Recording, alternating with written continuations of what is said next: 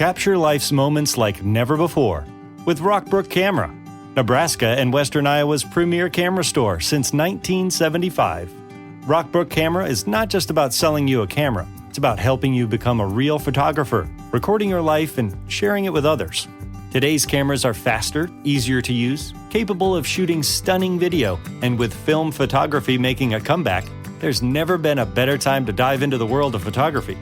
Rockbrook Camera goes as fast or as slow as you want to go. You can try before you buy with camera rentals, or give that older generation camera in the used department a whole new journey. Find Rockbrook Camera, 1 block south of 168th and West Center in Omaha, 70th and Pioneers in Lincoln, and at rockbrookcamera.com. That's rockbrookcamera.com. Discover or rediscover your love of photography today at Rockbrook Camera. Great photography begins here. In today's economy, cash flow is tight, and families are held captive to high interest rate credit card debt. Churchill Mortgage can restructure your current mortgage and significantly reduce these problems. Get a free analysis and learn how to eliminate credit card interest rates, lower bills, and start taking control of your budget. Get started at churchillmortgage.com. This is a paid advertisement. NMLS ID 1591. NMLSconsumeraccess.org. Equal housing lender. 1749 Mallory Lane, Suite 100, Brentwood, Tennessee 37027. This episode from the life of Sherlock Holmes will be transmitted to our men and women overseas by shortwave and through the worldwide facilities of the Armed Forces Radio Service. Petri Wine brings you Basil Rathbone and Nigel Bruce in the new adventures of Sherlock Holmes.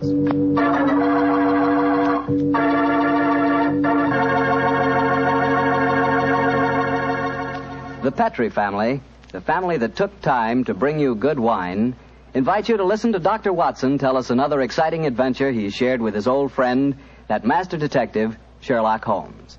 And while you're settling back comfortably in your chair, mind if I tell you about something I'd like you to share with me? It's a glass of Petri California Sherry. Of course, most people think of Petri California Sherry as the one wine that's really swell any time, but personally, I like a glass of that Petri Sherry just before dinner. You know, that's the time you're a little on edge. You've just finished your day's work and you're waiting for your dinner. And, well, that's when you want to lean back and take it easy. And, boy, that's the time a glass of Petri Sherry tastes like something just too good to be true. Try it. Petri Sherry's the perfect before-dinner wine. And, incidentally, if you like your sherry dry, you know, not sweet, then you'll find that Petri Pale Dry Sherry is just made for you. The important thing is the Petri label. Because when it says Petri, it always means good wine.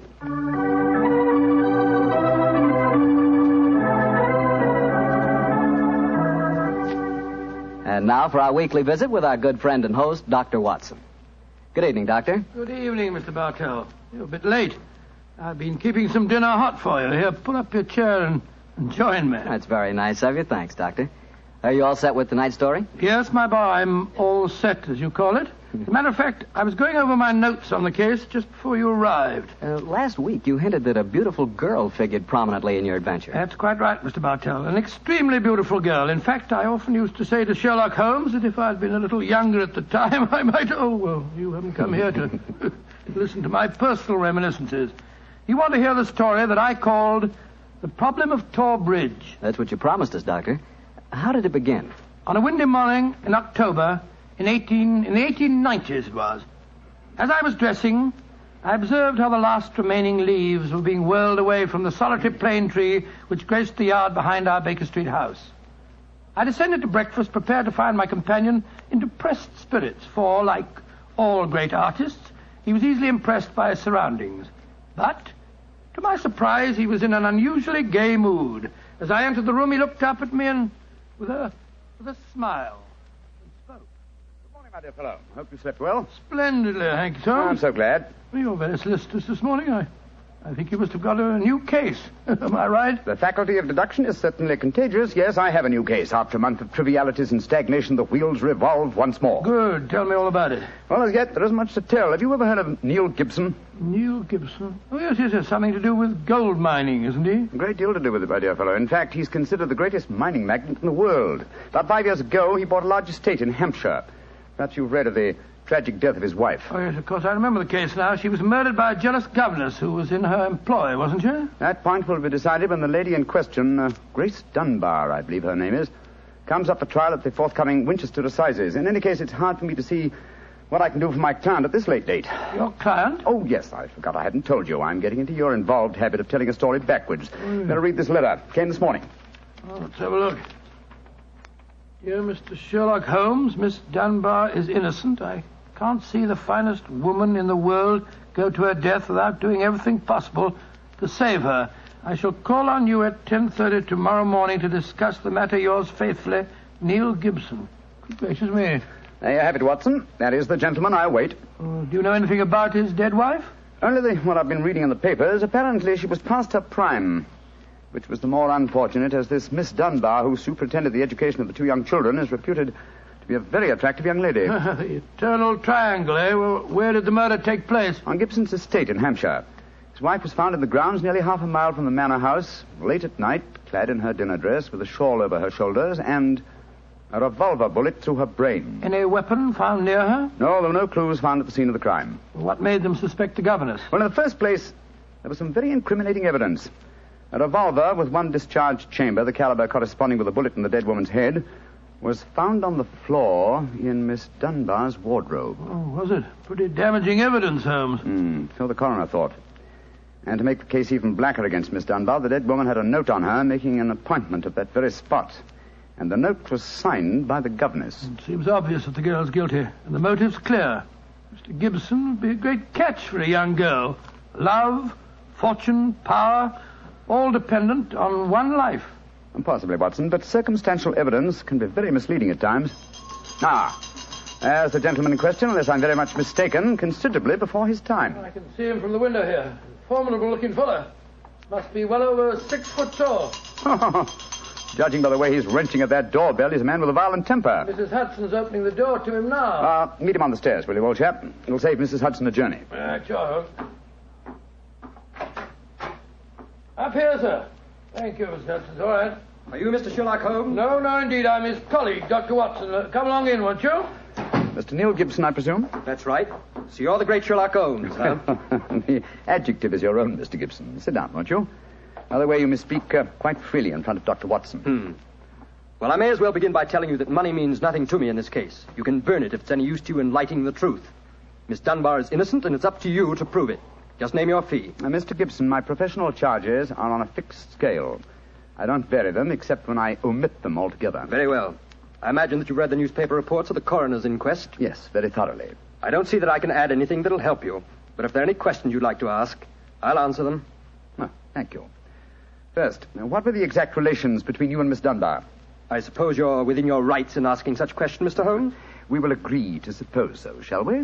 Then I can assure you that my relations with Miss Dunbar were always those of an employer towards a young lady with whom he never conversed or even saw, except in the company of his children. Oh. Rather a busy man, Mr. Gibson, and I've no time or taste for aimless conversation. I wish you good morning. What the devil do you mean by this, Mr. Holmes? My dear sir, the case is difficult enough without your giving me false information. Meaning that I lie, sir? I was trying to express it as delicately as possible, but if you insist on the word, I won't contradict you. Why, you confounded... Don't be noisy, Mr. Gibson. Please don't be noisy. I find that after breakfast, even the smallest argument is unsettling. I suggest that a stroll in the morning air and a little quiet thought will be greatly to your advantage. I suppose I can't make you take the case, but you've done yourself no good this morning, Mr. Holmes. I've broken stronger men than you. No man ever crossed me and was the better for it. Good morning, Mr. Gibson. You've a great deal yet to learn. On my soul, Holmes, you were unusually severe with him. I dislike liars, Watson, and I cannot tolerate arrogance, particularly when it's coupled with great wealth. Now, how did you know about his relations with the governor? I didn't. It was pure bluff. Bluff? It certainly worked. Think he'll come back? Oh, of course he will. He needs my help too badly. He'll probably change his mind before he's halfway down the stairs. Come in. Mr. Gibson. Just saying to Dr. Watson that I was certain you'd be back. I've been thinking it over, Mr. Holmes, and I feel that perhaps I was hasty in taking your remarks amiss. Just the same, I can assure you that the relations between Miss Dunbar and me really don't affect this case. Surely that is for me to decide, Mr. Gibson. You see, Mr. Gibson, my friend is like a doctor. He wants every symptom before he can give his diagnosis. Fire away, Mr. Holmes. What is it you want to know? The truth. I can give it to you in very few words. To begin with, I met my wife when I was gold mining in Brazil. Your wife was Brazilian by birth, wasn't she, sir? Yes, Doctor, and very beautiful. Well, to make a long story short, I fell in love and married her and brought her to England.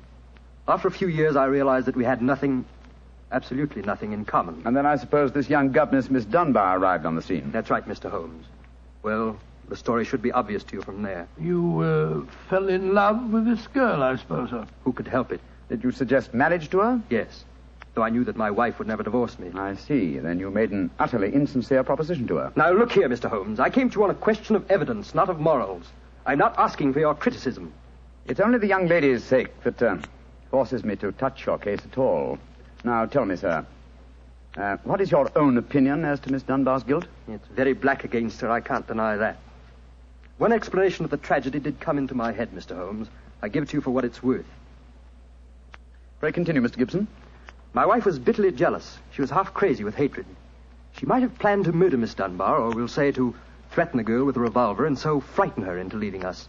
There might have been a struggle in which the gun exploded and gone off and shot my wife, who was holding it.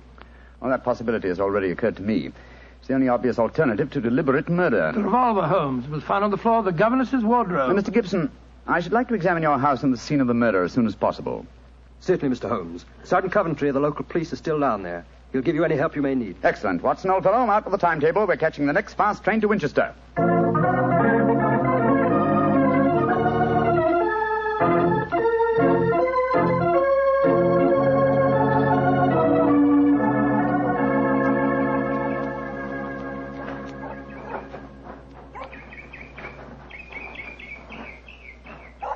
So if I have to have someone else on the case, I'd rather have you, Mr. Holmes. The yard gets called in, then we local police loses all credit for success. Generally gets blamed for the failures. Now I've heard that you play straight. I do not appear in the matter at all, Sergeant Coventry. If I can clear it up, I don't ask to even have my name mentioned. Well, that's handsome of you, I'm sure. And I know your friend Dr. Watson can be trusted, too. Oh, don't worry, my dear fellow. We won't steal any of your thunder. Well, that's nice and friendly of you, Doctor. Well, come on, gentlemen. I'll walk you down to the bridge. That's where we found Mrs. Gibson's body. It's not far from the house here. Well, I must say, Mr. Gibson has a beautiful estate. It must be 60 or 70 acres. Oh, nearly twice that, Doctor. The woods back of the house there belongs to him, too. Mr. Holmes. Yes, Sergeant? There's a question I'd like to ask you. A question I wouldn't ask anyone else. Then please ask it. Don't you think there might be a case against Mr. Gibson himself, sir? I've been considering that possibility. That there Miss Dunbar's a bit of all right. If you ask me, he wanted his wife out of the way, and the pistol she was shot with was his pistol, you know. Was that fact proven? Yes, Doctor. It was one of a pair that he had. One of a pair? Where's the other? Well, Mr. Gibson has a lot of firearms. We never quite matched that particular pistol. But the box was made for two. Well, if it was one of a pair, surely you'd be able to match it. Well, we have them all laid out at the house if you want to look them over. And we'll do that later. This, I presume, is Thor Bridge. That's right, sir. Found Mrs. Gibson's body lying right here at the approach to the bridge. I see. I gathered from the newspaper reports that the shot was fired at very close quarters. Yes, sir, very close. Near the right temple, wasn't it? Just behind it, sir. How did the body lie, Sergeant? Oh, on spec, Doctor. No trace of a struggle, no marks, no weapon. The note from Miss Dunbar was clutched in her left hand. Clutched, you say? Yes, sir. We could hardly open the fingers to get at it. That's of greatest importance. It excludes the idea that anyone could have placed the note there after death in order to furnish a false clue. What did the note say, Sergeant? Little enough, Doctor. It just said, I will be at Thor Bridge at 9 o'clock, and it was signed Grace Dunbar. Did Miss Dunbar admit writing it? Oh, yes, sir.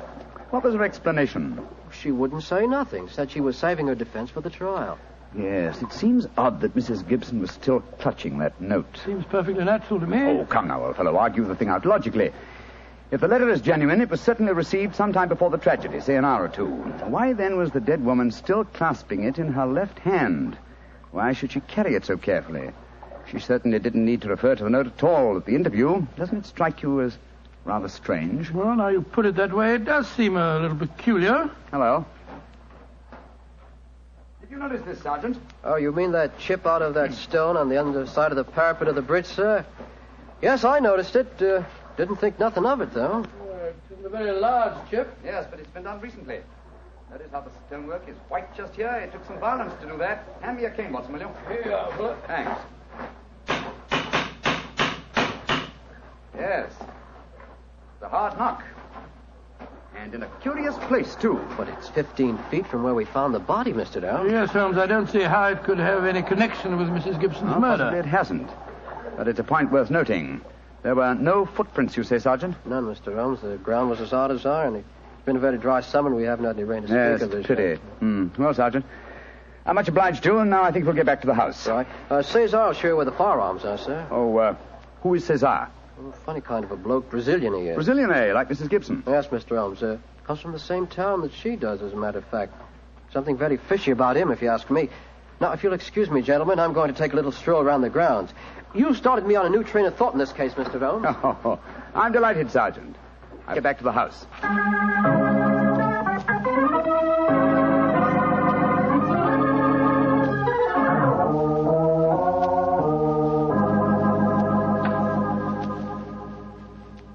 I see.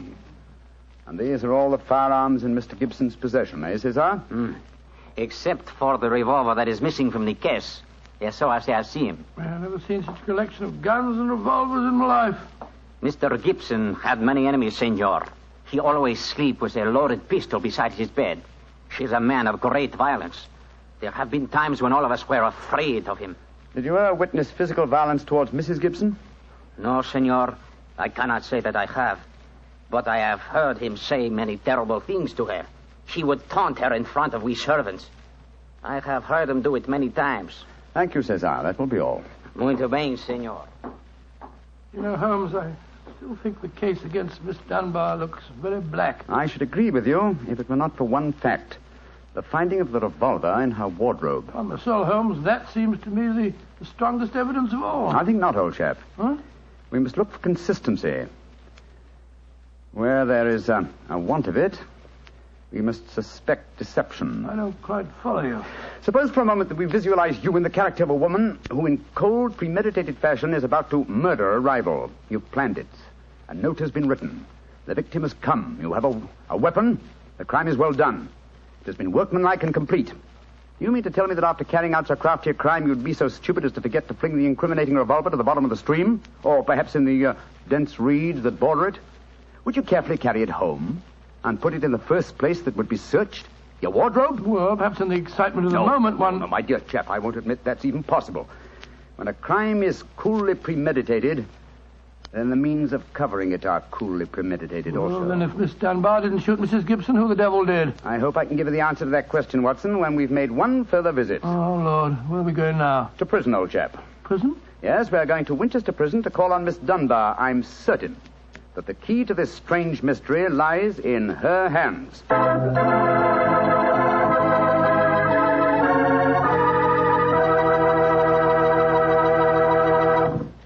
You'll hear the rest of Dr. Watson's story in just a few seconds. Just time enough for me to remind you that the easiest way to make good food taste better is to serve that good food with a good Petri wine. If you like a red wine, well, you want a Petri California Burgundy. If you'd rather have a white wine, then you want a Petri California Sauterne. But red or white, Petri Burgundy or Petri Sauterne, you're choosing a dinner wine that's sure to turn a simple meal into a feast. Your whole family and all your friends will love Petri, the wine that makes good food taste better.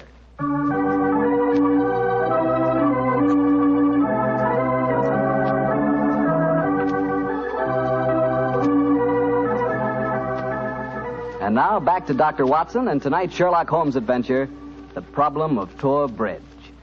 Well, Doctor, did you go to Winchester Prison and see Miss Dunbar? We did, Mr. Bartell. An hour later, found the two of us sitting in a dank and gloomy cell, talking to one of the most beautiful girls that I've ever seen. Her bright, flashing eyes and her air of quiet confidence seemed sadly out of place in such a setting. Holmes spoke to her quietly, soothingly. Dunbar, tell us of your true relations with the dead woman. She hated me, Mr. Holmes. She hated me with all the passion of her distorted mind. Please tell us exactly what happened on the evening of Mrs. Gibson's death. Well, I received a note from her in the morning. A note imploring me to meet her at the bridge after dinner that night. She said she had something important to say to me. Did you keep that note, Miss Dunbar? No, Doctor. She asked me to destroy the note, so I burned it in the schoolroom grate. I saw no reason for such secrecy, but, well, I did as she asked. And yet she kept your reply very carefully. It's interesting. Tell me what happened when you met her that night. When I reached the bridge, she was waiting for me. I won't tell you what she said, but she poured out her whole wild fury in burning, horrible words. I didn't answer. I couldn't. It was dreadful even to look at her. She was like an insane woman, standing there screaming disgusting insults at me. I put my hands to my ears and rushed away. Where was she standing when you left her? Within a few yards of the spot where her body was found later. And yet, presuming she met her death shortly after you left her, you heard no shot. No, I heard nothing. But I was so upset, Mr. Holmes, that I rushed straight back to my room. Did you leave it again that night? Yes. When the alarm came that Mrs. Gibson was dead, I ran out with the others. Did you see Mr. Gibson? Yes, Doctor. He had just returned from the bridge when I saw him. He had sent for the doctor and the police. This pistol that you found in your room, have you ever seen it before? Never, Mr. Holmes, I swear it. When was it found, Miss Dunbar? Next morning, when the police made their search. It was on the floor of my wardrobe where I keep my shoes. You had no idea how long it had been there? Well, it hadn't been there the morning before. How do you know? Because I had tidied up the wardrobe that day. I see. Then someone must have come into your room and placed the pistol there in order to incriminate you. I'm certain of it. When could they have done that? Well, it could have been at meal times, or when I was in the schoolroom with the children. Yes. Miss Dunbar, on examining the scene of Mrs. Gibson's death, I noticed that a piece of stonework on the underside of the parapet of the bridge had been broken away. Can you suggest any possible explanation for that? Oh, surely it must have been a mere coincidence, Mr. Holmes. Possibly. But why should it appear at the very time of the tragedy and to the very place? Could it possibly be that... Why, yes, of course. Idiot. Why didn't I think of it before? Come along, Watson. Where are we going, Holmes? Back to Thor Bridge, old fellow. As fast as we can get there. What have you found out, Mr. Holmes? The answer to this mystery, I hope, my dear young lady. You will get news before the day is out. And meanwhile, take my assurance that the clouds are lifting and that the light of truth is breaking through.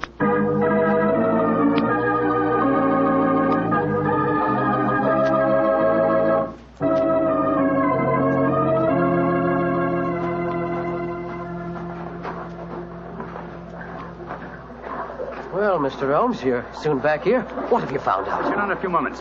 You got my message? Oh, yes, sir. Here you are. Ball of twine. What you wanted for, I can't imagine. You'll soon see, Sergeant. Watson, I have some recollection that you usually go armed on these excursions of ours. Yes, I'm carrying my revolver. Why? Give it to me, old chap, will you? Thanks. I believe your revolver may have a very intimate connection with the mystery we're investigating. You're joking. Now, Watson, I'm very serious. Huh? We have a test to make. If the test is successful, Miss Dunbar will be free before nightfall, and the test will depend on the conduct of this revolver of yours. Yes, I'll take the precaution of unloading it. There we are. Now, Sergeant, ball of twine, please. Wish I knew what you was up to, sir. I tie one end of the twine like this to the handle of the revolver. So. Sergeant, see if you can find me a heavy stone, will you? Oh, right, you are, sir. Holmes, what are you doing? Trying to reconstruct the killing of Mrs. Gibson. But you've seen me miss the mark before, Watson. I have an instinct for such things, and yet it has sometimes played me false. It seemed a certainty when it first flashed across my mind in Miss Dunbar's cell. But one drawback of an active mind is that one can always conceive alternative explanations which would make our scent a false one. And yet, oh, well, we can but try. Here's a nice stone, Mr. Holmes. Thank you, Sergeant. Yes, now, sir. I tie the other end of the twine to the stone. Wait a minute. Like that. Splendid. Sergeant, will you please take the stone and stretch the twine across the parapet of the bridge there, so that the stone will swing just clear of the water on the other side of the bridge? Right, you are, sir. I'll stand on the spot where Mrs. Gibson's body was found. That's it, Sergeant. Over the parapet. How's that, Mr. Holmes? The stone swinging about 8 feet above the water. Splendid. Now, Watson, watch closely. I raise the revolver to my head. Careful, Holmes, careful. Don't worry, old chap, it's not loaded. Now, let us imagine I am the late Mrs. Gibson. I raise the revolver to my head and fire it. Instantly, my fingers release their grip and... There's your answer, Watson. Great Scott, the revolver flashed back out of your hand, struck the parapet of the bridge, and then the weight of the stone flipped it over into the water. Was there ever a more exact demonstration? Come on, old fellow. You're a blooming magician, Mr. Holmes. That's what you are. A blooming magician. Look at that. Observe the second chip on the stonework, the parapet here. Same size as the first. And the murder of Mrs. Gibson... Wasn't murder at all. It was suicide. What? We can follow the various steps quite clearly. A note was extracted very cleverly from Miss Dunbar, a note which made it appear that she had chosen the scene of the crime. Mrs. Gibson, in her anxiety that the note should be discovered, somewhat overdid it by holding it in her hand to the last. That alone should have excited my suspicions earlier than it did. So she stole one of her husband's revolvers and... planted the other one in Miss Dunbar's wardrobe. Exactly. After discharging one of the cartridges, which you could easily do in the woods without attracting suspicion, she then went down to the bridge, where she contrived this exceedingly ingenious method of getting rid of her weapon. When Miss Dunbar appeared, she used her last breath in pouring out her hatred, and then, when the girl had left, carried out her terrible purpose. Then the missing revolver... You'll find it with the aid of a grappling hook at the bottom of the stream, and also the stone and the string, with which this vindictive woman attempted to disguise her own crime and fasten a charge of murder on an innocent victim. Yes, Sergeant, and don't forget while you're at it that my revolver's down there, too. No, don't worry, Doctor. I'll get some grappling hooks right away. I must say, Holmes, you've solved this case brilliantly. Quite brilliantly. I disagree, old chap. And I fear that you will not improve my reputation by adding the case of the Tor Bridge mystery to your annals. Oh, nonsense, but that's ridiculous. Oh, no, it isn't, old boy. I've been sluggish in my mind and wanting in that mixture of imagination and reality, which is the very basis of my art. I confess that the chip in the stonework was a sufficient clue to suggest the true solution, and I blame myself for not having attained it sooner. Well, Holmes, personally, I agree with the sergeant's opinion of you. Oh? What was that, old fellow? You're a blooming magician, Mr. Holmes. That's what you are, a blooming magician.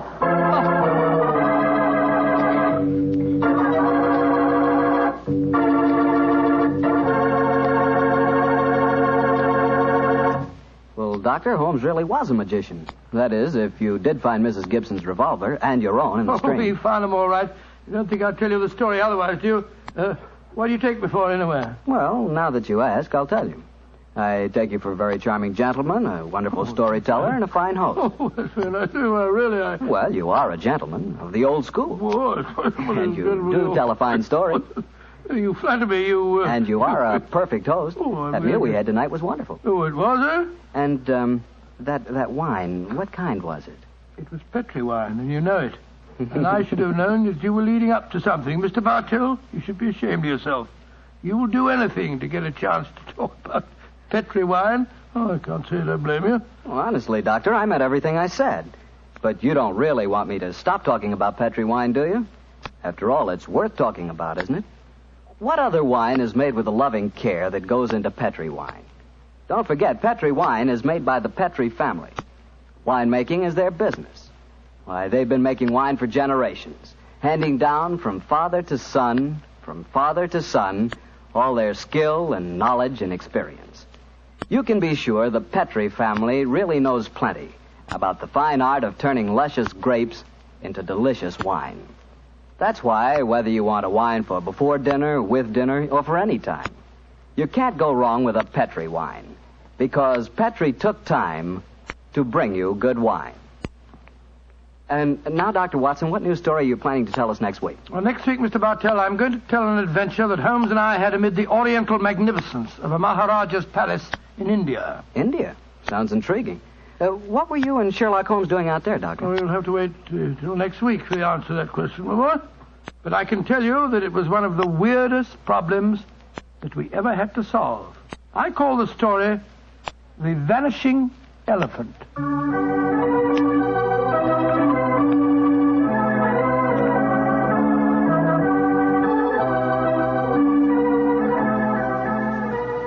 Tonight's Sherlock Holmes adventure is written by Dennis Green and Anthony Boucher and is adapted from the Sir Arthur Conan Doyle story, The Problem of Tor Bridge. Mr. Rathbone appears through the courtesy of Metro-Goldwyn-Mayer, and Mr. Bruce through the courtesy of Universal Pictures, where they are now starring in the Sherlock Holmes series. The Petri Wine Company of San Francisco, California, invites you to tune in again next week, same time, same station. The Petri family took the time to bring you such good wine.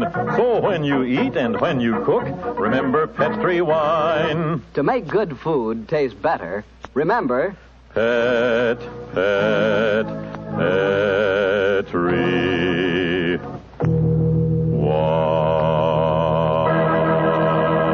is Harry Bartell saying goodnight for the Petrie family. Sherlock Holmes comes to you from our Hollywood studios. This is the Mutual Broadcasting System.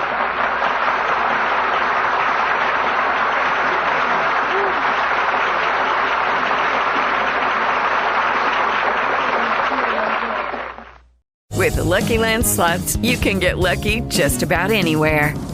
This is your captain speaking. We've got clear runway and the weather's fine, but we're just going to circle up here a while and get lucky. No, nothing like that. It's just these cash prizes add up quick. So I suggest you sit back, keep your tray table upright, and start getting lucky. Play for free at LuckyLandSlots.com. Are you feeling lucky? No purchase necessary. Void where prohibited by law. 18+ terms and conditions apply. See website for details. Hello, it is Ryan, and we could all use an extra bright spot in our day, couldn't we? Just to make up for things like sitting in traffic, doing the dishes, counting your steps, you know, all the mundane stuff. That is why I'm such a big fan of Chumba Casino. Chumba Casino has all your favorite social casino-style games that you can play for free anytime, anywhere with daily bonuses. That should brighten your day a little. Actually, a lot. So sign up now at ChumbaCasino.com. That's ChumbaCasino.com. No purchase necessary. VGW Group. Void where prohibited by law. See terms and conditions. 18+.